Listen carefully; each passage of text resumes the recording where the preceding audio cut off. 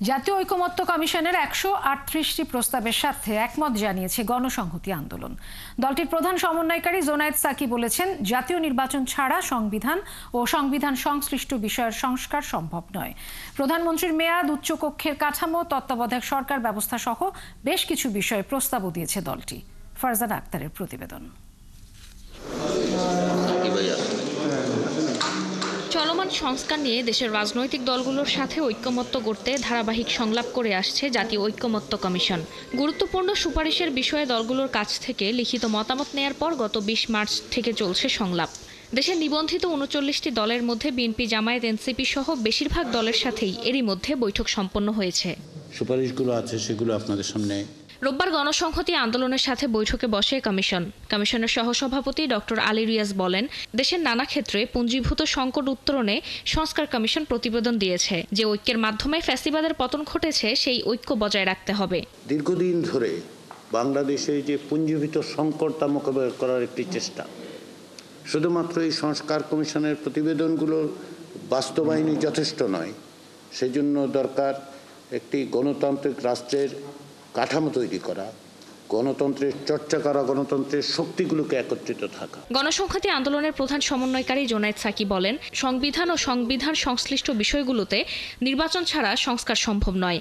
বিচার বিভাগকে আলাদা করা, রাষ্ট্রের ক্ষমতা কাঠামো পরিবর্তন করে জবাবদিহিতার ব্যবস্থা করা, সংবিধানের ৭০ অনুচ্ছেদ বাদ দেয়া, প্রধানমন্ত্রীর মেয়াদ, উচ্চকক্ষের কাঠামো, তত্ত্বাবধায়ক সরকার ব্যবস্থা ও সংসদে নারী আসন নিয়ে আলাদা সুপারিশ দিয়েছে দলটি। সব মিলে কমিশনের ১৩৮টি প্রস্তাবের সাথে একমত গণসংহতি আন্দোলন। ক্ষমতা যদি চেকস অ্যান্ড ব্যালেন্স না থাকে তাহলে সেখানে কোনো জবাবদিহি তৈরি হবে না। সেইটাকে আমরা জোর দিয়েছি। সংসদ সদস্যরা জনগণের প্রতিনিধি, কিন্তু সংসদে গিয়ে তারা কিন্তু জনগণের প্রতিনিধি থাকতে পারেন না, দলের অনুগত হয়ে যেতে হয়। সেই জায়গা থেকে আমরা বলেছিলাম যে ৭০ অনুচ্ছেদ বাতিল চাই।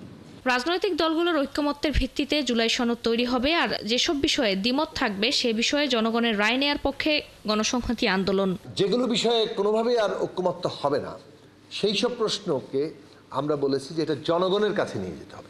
এদিকে দুপুরে কমিশনের সাথে বৈঠক করে জাতীয় সমাজতান্ত্রিক দল। আজকে আমরা যেটুকু কাজ করতে পারছি, যেটুকু ঐকমত্য তৈরি করতে পারছি, সেটিতে হবেই আগামী প্রজন্ম এই বিষয়, এই রাষ্ট্রকে পুনর্নির্মাণ করার জন্য নতুন ধারণা তৈরি করবার ক্ষেত্রে তারা ইনপুট নিতে চাইলে এই দলিল থেকে তারা সেটি পাবে। এটি একটি গবেষণার জায়গা তৈরি হয়েছে বলে আমি মনে করি।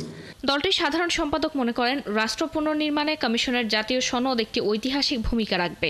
আমাদের দলের পক্ষ থেকে আমরা কৃতজ্ঞতা জানাই। ফারজানা আক্তার, ৭১, ঢাকা।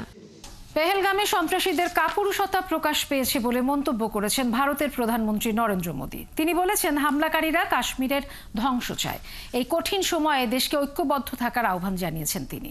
প্রধানমন্ত্রী তার মাসিক মন কি বাত রেডিও অনুষ্ঠানে বলেন, প্রতিটি ভারতীয় রক্ত টকবক করছে। জম্মু ও কাশ্মীরের পেহেলগামে বন্দুকধারীর হামলায় যারা আপনজনকে হারিয়েছেন, প্রতিটি ভারতীয় তাদের ব্যথা অনুভব করতে পারছেন। মোদী আরও বলেন, গোটা বিশ্ব ভারতের সাথে আছে। তিনি শোকাহত পরিবারগুলোকে আশ্বস্ত করে বলেন, তারা বিচার পাবে। এই হামলার পেছনে যারা রয়েছে তারা কঠোরতম শাস্তি পাবে। মোদী বলেন, ১৪০ কোটি ভারতীয়র ঐক্যই সন্ত্রাসবাদের বিরুদ্ধে সবচেয়ে বড় শক্তি। এই ঐক্যের ওপর ভিত্তি করেই ভারত সন্ত্রাসের বিরুদ্ধে লড়াই চালিয়ে যাবে বলে জানান তিনি।